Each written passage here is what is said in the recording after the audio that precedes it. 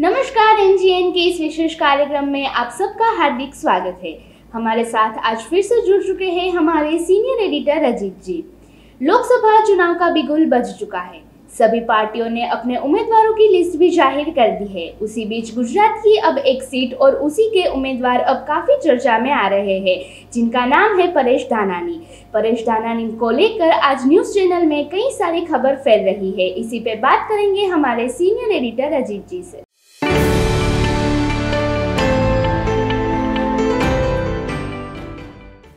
राजकोट, परेश धानानी और पुरुषोत्तम रूपाला, ये तीनों एक दूसरे से जुड़े हुए हैं। कल कांग्रेस की सीईसी की बैठक में राजकोट से परेश धानानी के नाम पे सहमति बन गई थी, लेकिन आज परेश धानानी ने मना कर दिया कि वह चुनाव नहीं लड़ेंगे। सवाल ये है कि मना क्यों किया। परेश धानानी मना करने वाले अकेले नेता नहीं हैं। इसके पहले भरत सिंह सोलंकी ने मना किया, जगदीश ठाकुर ने मना किया, हिम्मत सिंह पटेल ने मना किया, रोहन गुप्ता डिक्लेयर कैंडिडेट होने के बाद मना कर दिया और अब परेश धानानी ने मना कर दिया। यही कारण है कि आज जो दोपहर में कांग्रेस की लिस्ट आने वाली थी वो परेश धानानी के मना करने के बाद अटक गई है। देर शाम तक या कल अब वो लिस्ट आएगी। अच्छा, ये जिन लोगों ने मना किया वो लोग कौन है? यह सब वो लोग हैं जो मंच पे बैठते हैं। भरत सिंह सोलंकी प्रेसिडेंट रह चुके, 2 बार सांसद थे, भारत सरकार में मंत्री थे, सीएम फेस। सीएम तो तब बनेंगे जब विधायक जीतेंगे। जगदीश ठाकुर प्रेसिडेंट थे, सीडब्ल्यूसी के मेंबर थे, मना किया। परेश धानानी भी गुजरात के उन नेताओं में से एक है। जब 2002 के गुजरात दंगों के बाद खासतौर से सौराष्ट्र में कांग्रेस को कैंडिडेट खोजना मुश्किल था, उस समय 2002 में परेश धानानी ने पुरुषोत्तम रूपाला को 16,000 वोटों से हराया था और एक जायंट किलर के तौर पे पूरे देश में छाए थे। उसके बाद परेश धानानी यूथ कांग्रेस में जनरल सेक्रेटरी बने, परेश धानानी एआईसीसी में सेक्रेटरी बने, उड़ीसा के इंचार्ज रहे, 2 बार विधायक बने, विधायक दल के नेता बने। 2022 में विधानसभा का चुनाव आया, उसके पहले 19 में विधानसभा का चुनाव, लोकसभा का चुनाव 19 में हारे थे। तो परेश धानानी की जो अपनी सीट है अमेरली, वहां सभी विधायक बीजेपी के 2022 में जीत के आए, इसलिए परेश धानानी अमेरली से नहीं लड़ना चाहते थे। और पिछले 1.5 साल की यदि परेश धानानी की आप एक्टिविटी देखें तो पार्टी एक्टिविटी बहुत सीमित हो गई थी। जब से परेश धानानी को नेता से हटाया था, तब से परेश धानानी ने अपने आप को पॉलिटिकल एक्टिविज्म से अलग कर लिया था। पिछले एक हफ्ते से जब पुरुषोत्तम रूपाला राजकोट से कैंडिडेट डिक्लेयर हुए तो परेश धानानी का नाम डिस्कस में आया। परेश धानानी का नाम एकाएक सीडब्ल्यूसी तक चला गया हो, ऐसा तो हो नहीं सकता। एक बेसिक कंसर्न लिया होगा, उनसे बात हुई होगी, स्क्रीनिंग कमेटी में नाम गया होगा। अच्छा, परेश धानानी गुजरात में पीएसी के भी मेंबर है, जो गुजरात कांग्रेस की पॉलिटिकल इलेक्शन कमेटी है, उसके भी मेंबर्स हैं और कैंपेनिंग कमेटी के भी। तो इलेक्शन कमेटी से ही नाम होके गए हैं, तो परेश धानानी को पता नहीं हो कि उस सीट पे उनका नाम है, ऐसा तो हो ही नहीं सकता। एकाएक परेश धानानी ने मना क्यों किया? और कांग्रेस के बहुत सारे साथी इस बात पे सवाल उठा रहे हैं कि जिस तरह से अर्जुन मोढवाडिया बीजेपी में गए, उस तरह से परेश धानानी भी बीजेपी में शामिल हो सकते हैं। आज परेश धानाणी ने अपने बयान में इसका खुलासा भी किया। उनने ये कहा कि मैं पार्टी में हूं लेकिन कैंडिडेट नहीं हूं। और आप जब कोई एक्सप्लेनेशन देते हैं तो मतलब सवाल कहीं पीछे आप लेके चले आए। तो परेश धानाणी की पिछले 2-2.5 साल की जो पॉलिटिकल एक्टिविटी है, जिस तरह से उनने अपने आप को कांग्रेस से जोड़ रखा था, प्रोटोकॉल के हिसाब से यदि आप लीडर अपोजिशन थे या पीसीसी चीफ थे तो आप कमेटियों में आ जाते हैं। लेकिन आपका पार्टिसिपेट क्या है, आपका योगदान क्या है, आपकी सक्रियता क्या है। और परेश धानाणी का एक अपना स्वभाव है, वो लड़ाकू आदमी है। 20 साल उसने संघर्ष किया है। उनको भगत सिंह सोलंकी, अमित चावड़ा की थे पॉलिटिक्स गिफ्ट में नहीं मिली। परेश धानाणी ने अपने बल पे अपनी पहचान बनाई गुजरात में। और कांग्रेस में जब सिद्धार्थ पटेल और परेश धानाणी थे तो वो दौर वो था जब कांग्रेस में पटेल आने के लिए तैयार नहीं थे। और उनने अपनी डिस्ट्रिक्ट में भी तमाम संघर्ष किए। बीरजी ठुम्मक के साथ उनके संघर्ष रहे, लिगुआ कड़ुआ का विवाद चले, तमाम चीजों को वो झेलते हुए अपनी एक भूमिका बनाई थी। लेकिन यदि परेश धानाणी उन नेताओं में से हैं जो राहुल गांधी के नजदीकी माने जाते हैं। हालांकि अभी पिछले 1 साल से काफी डिस्टेंस हो गया है। और सोर्स ही कहते हैं कि उनने कई बार कोशिश की एआईसीसी को कोऑर्डिनेट करने की, लेकिन वो कोऑर्डिनेशन हो नहीं पाया। तो परेश धानाणी एक उस मुकाम पे हैं, यदि उनको नहीं पार्टी संभाल पाती तो जल्दी ही उनको भी इस बात का एहसास होगा कि कांग्रेस ने राम मंदिर के उद्घाटन में नहीं जाके गलती की है। अभी उनको वो एहसास हुआ नहीं है। लेकिन जैसे अंतिम समय में अर्जुन मोढवाडिया को हुआ, अर्जुन मोढवाडिया क्यों गए? राम मंदिर के लिए जाते तो उनके ही साथी ने कहा कि अयोध्या चले जाते, भाजपा में जाने की क्या जरूरत थी? यदि आप राम भक्त हैं और राम की प्राण प्रतिष्ठा में आपको जाना था तो अयोध्या जाते। कमलम में तो, गांधीनगर में तो राम का कोई सीधा कनेक्शन नहीं है। तो आप अयोध्या जाने की बजाय कमलम चले गए। आपको राम से बड़ा लगाव था तो अयोध्या में जाके बस जाते।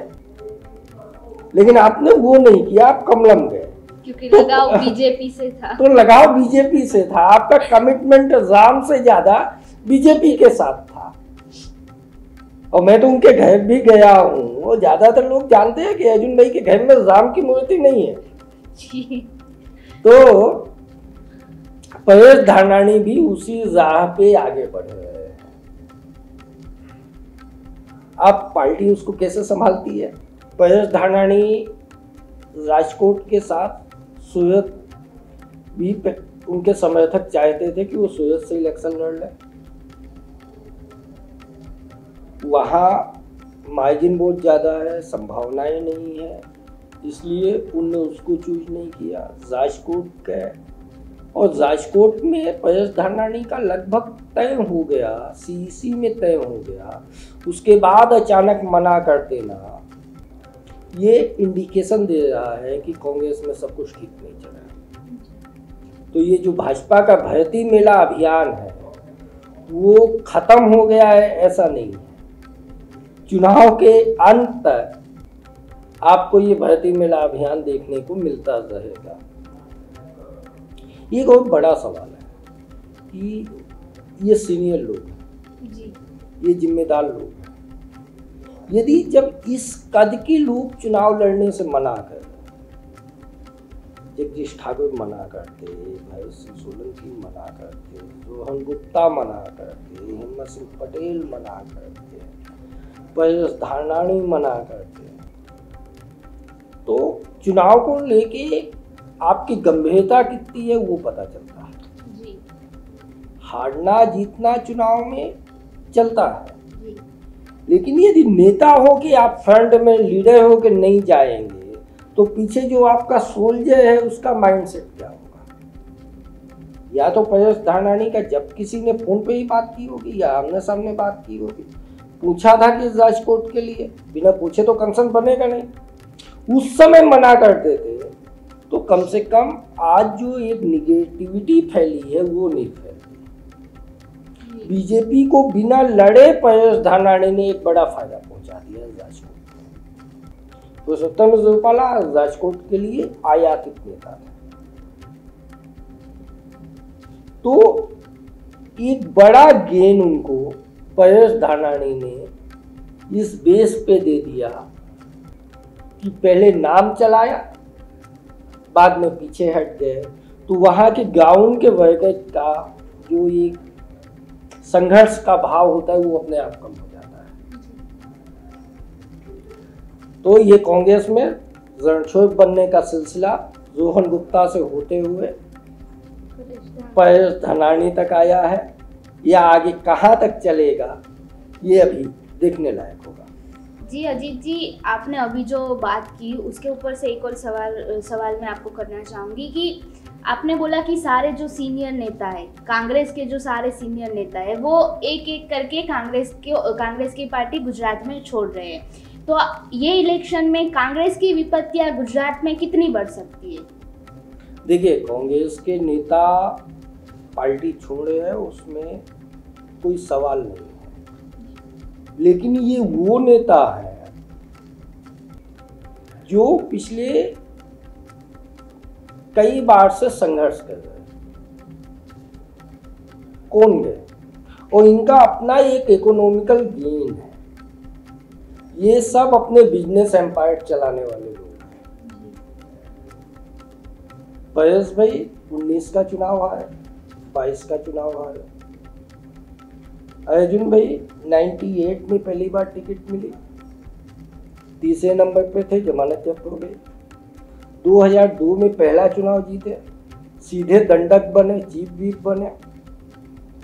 2004 में अमर सिंह चौधरी की डेथ हो गई, सीधे एलओपी बन गए। वर्किंग बीके गढ़वी की डेथ के बाद वर्किंग प्रेसिडेंट बन गए, प्रेसिडेंट बने। 2007 का चुनाव जीता, 2012 का चुनाव जीते,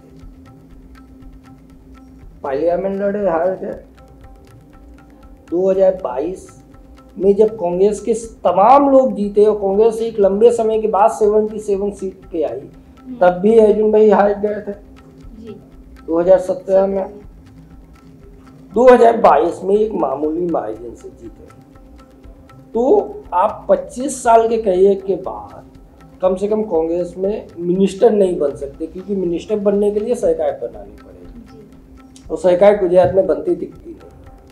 तो बीजेपी में जाके आप मिनिस्टर बन सकते हो। तो जब इसलिए कांग्रेस खत्म होगी, वो तो 2022 में ही खत्म हो गई, आम आदमी पार्टी ने खत्म कर दिया था। यदि आपके पास 77 से आप 70 पे आ गए तो वो खत्म ही है।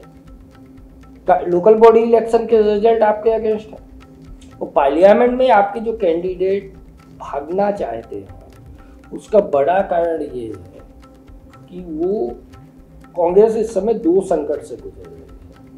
आज ही उनके अध्यक्ष ने कहा कि हमारे पास रेलवे का टिकट कटाने के भी पैसे नहीं, हमारे अकाउंट से। इलेक्टोरल बॉन्ड की जो कहानी है उसमें कांग्रेस और बीजेपी के डोनेशन में जमीन आसमान का अंतर है और रिजल्ट आपको दिखता नहीं है जमीन पे। तो पैसा भी लगाइए और चुनाव भी नहीं जीतना है, तो कोई भी नेता घाटे का जो सौदा कर ले वो नेता नहीं होता। तो ये सब नेता है, इसलिए ये घाटे का सौदा करना नहीं चाहते। 2002 में भी एक बार राजकोट में लेवा वर्सेस कड़वा हो चुका है। इस बार भी इस लोकसभा चुनाव में क्या ये दिलचस्प घमासान हो सकता है फिर से लेवा वर्सेस कड़वा का? नहीं, 2002 की जो परिस्थिति थी चुनाव की और आज 2024 की जो है उसमें बीजेपी इतनी आगे चली गई है 22 साल में कि लेवा कड़वा एक कास्ट सब कास्ट खत्म हो गई। कोई कम्युनिटी किसी पार्टी के साथ तब जुड़ती है जब वो जीतती हुई दिखे। इसलिए अच्छा, दोनों पटेल संगठनों के जो धार्मिक ट्रस्ट है वो दोनों पूरी तरह से बीजेपी के साथ है। 2002 में परेश भाई यदि चुनाव जीते तो उसमें वसंत गजेरिया की बड़ी भूमिका थी। वसंत गजेरिया बड़े उद्योगपति थे, पुरुषोत्तम भाई से उनके हिसाब किताब निपटाने थे। वसंत गजेरिया, जया धारकावाला, वो तमाम लोग थे जिनने अमेठी को कैम किया और उसका एक रिजल्ट आया था कि पुरुषोत्तम रूपाला वो चुनाव हार गए। हालांकि परेश धानानी ने अपनी आइडेंटिटी बनाई, उसमें कोई सवाल नहीं, लेकिन आज 2002 के परेश धानानी नहीं बचे। चर्चा का सिलसिला यूं ही आगे बढ़ता रहेगा और धन्यवाद अजीत जी हमारे साथ और हमारे दर्शकों के साथ जुड़ने के लिए। सियासत के ऐसे ही पहलुओं पे हमारे आगे के भी विशेष कार्यक्रम आते रहेंगे। तब तक धन्यवाद।